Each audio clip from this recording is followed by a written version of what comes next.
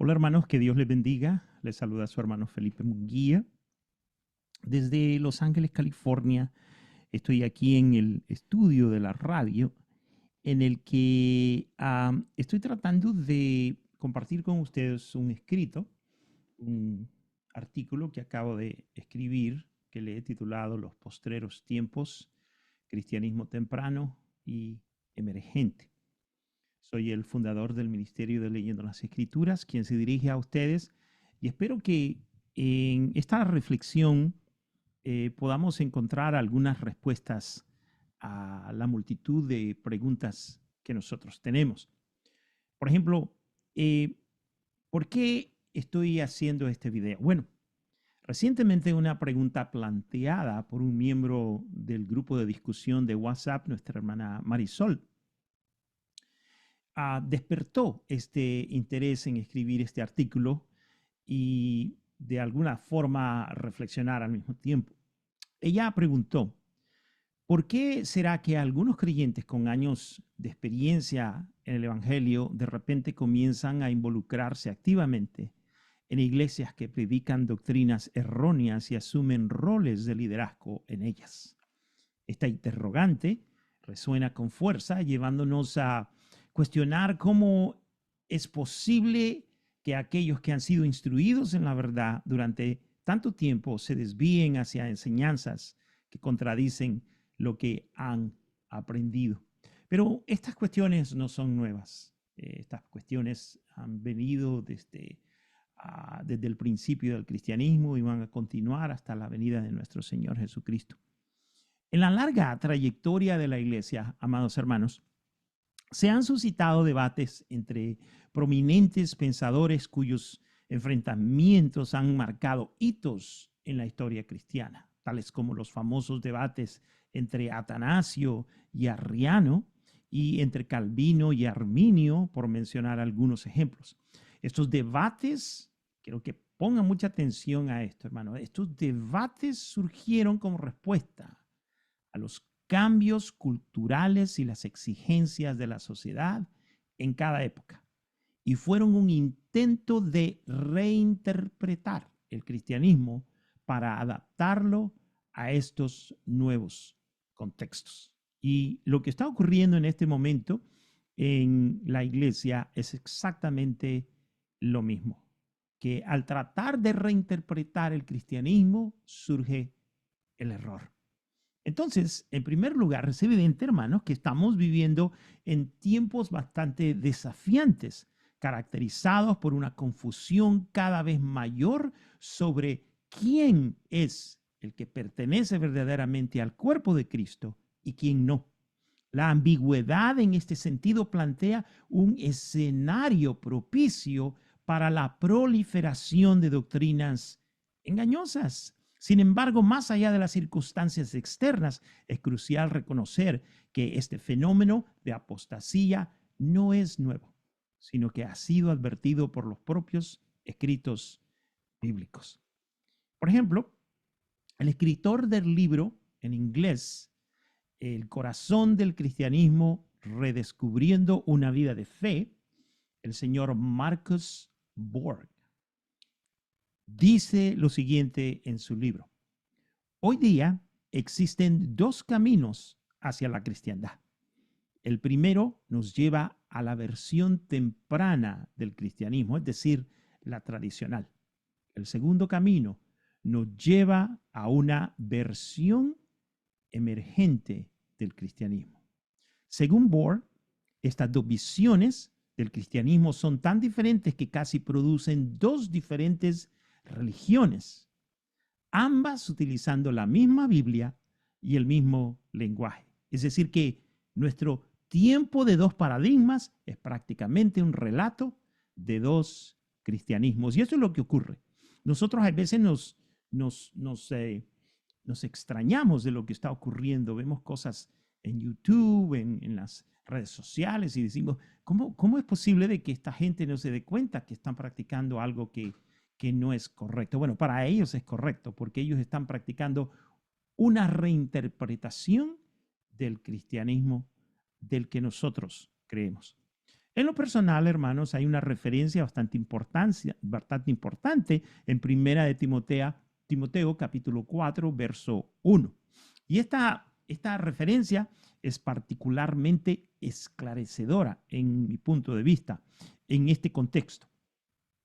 En este contexto en el que Pablo está hablando, advierte sobre la apostasía que ocurrirá en los últimos tiempos. Es decir, el tiempo completo de la iglesia. La iglesia nace en el capítulo 2, vamos a decir, por así decirlo, porque no quiero entrar en ninguna controversia. Nace en el capítulo 2 del libro de los Hechos. Ese día no es un avivamiento, es el día del nacimiento de la iglesia. Pues de ese momento, después de que el Señor Jesucristo resucita, nace la iglesia hasta que Él regrese, eso marca el tiempo completo de la iglesia o los últimos tiempos o los días postreros.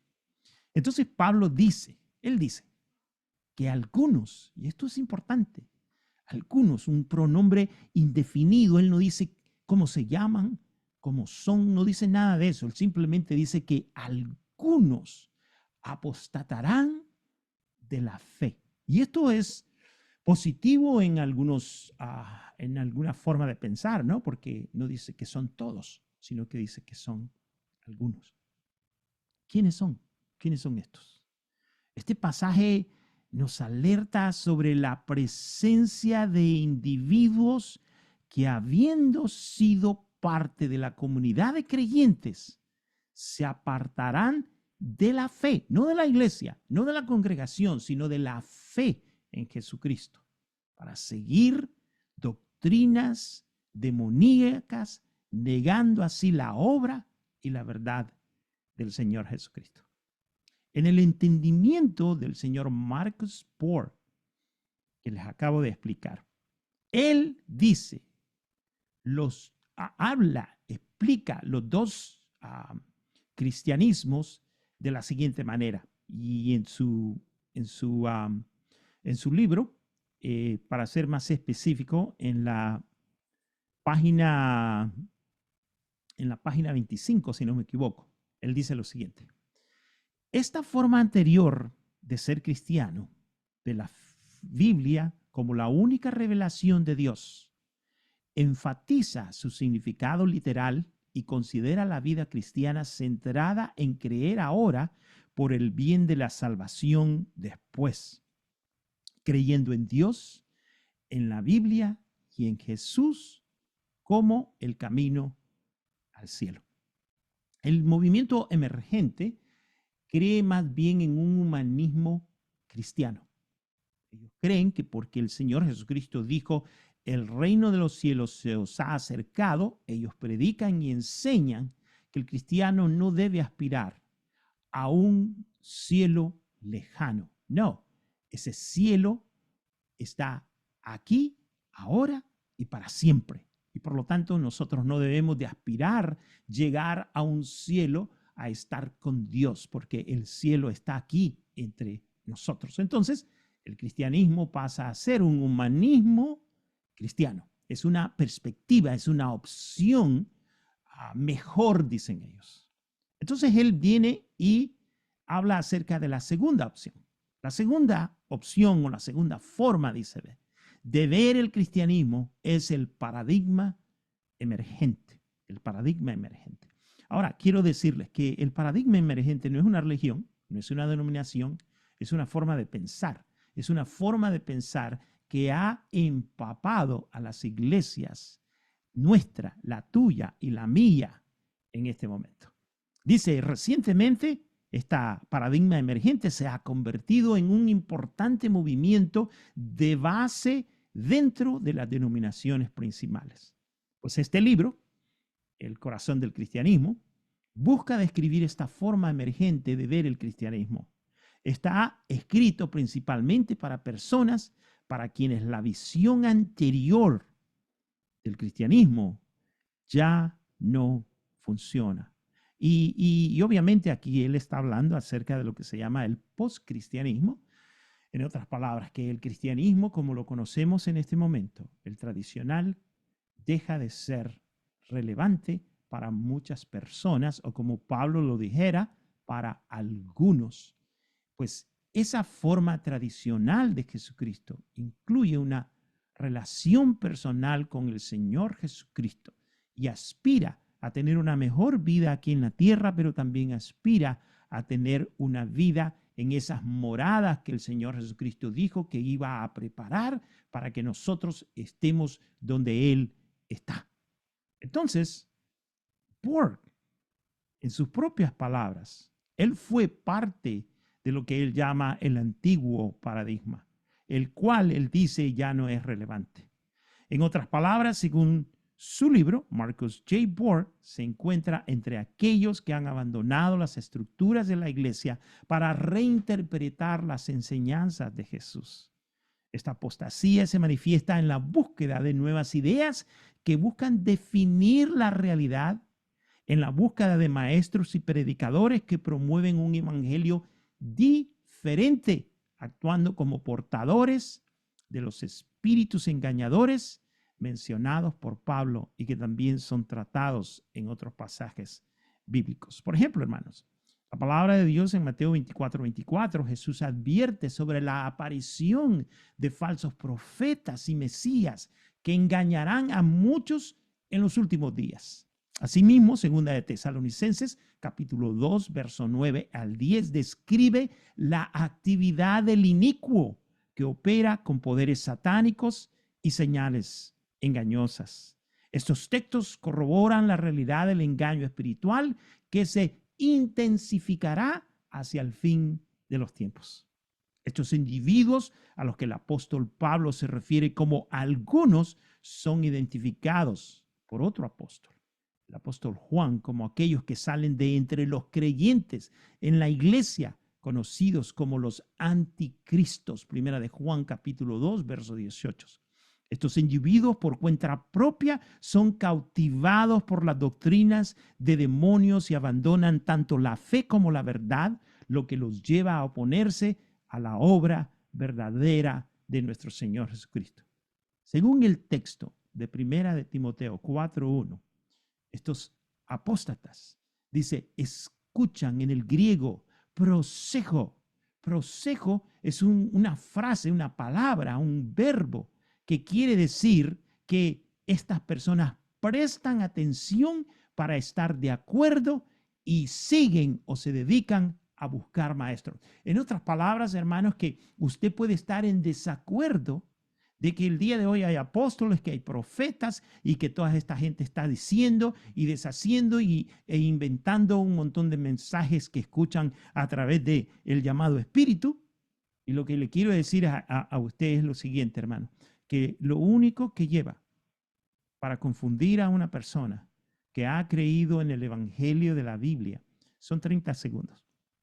30 segundos. Porque en el momento que usted sale de curioso y corre a escuchar a estos hombres, ya usted va con el proceso, en otras palabras, el proceso de prestar atención para estar de acuerdo con los predicadores, con los conferencistas, que ahora son hombres y que son mujeres, que dicen tener el mensaje contemporáneo del mover del espíritu, pero en realidad son espíritus engañadores que arrastran a los creyentes inconstantes. Ahora, note y pongan mucha atención a la frase espíritus engañadores que aparece en 1 de Timoteo 4:1.